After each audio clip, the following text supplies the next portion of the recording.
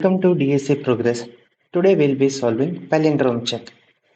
So the problem statement states that you are given a string S, return true if the string is palindrome, otherwise false. A string is called palindrome if it reads the same forward and backward.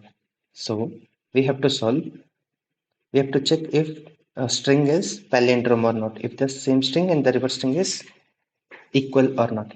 So for this, what I'll be doing is I'll run a for loop for int I equals 0, I less than string dot length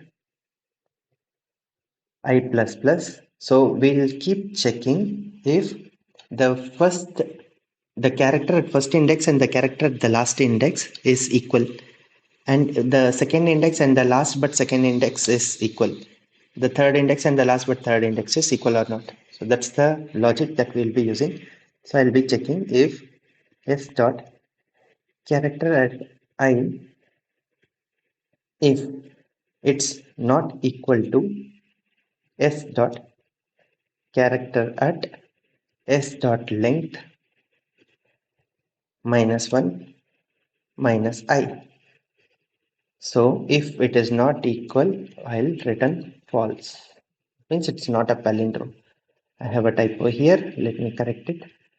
And if for any other case, as in if all the characters are equal, then I will return true. Let's run this. So both the test cases are passed. Let me submit this code.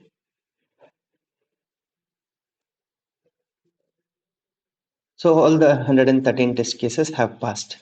Thank you, friends.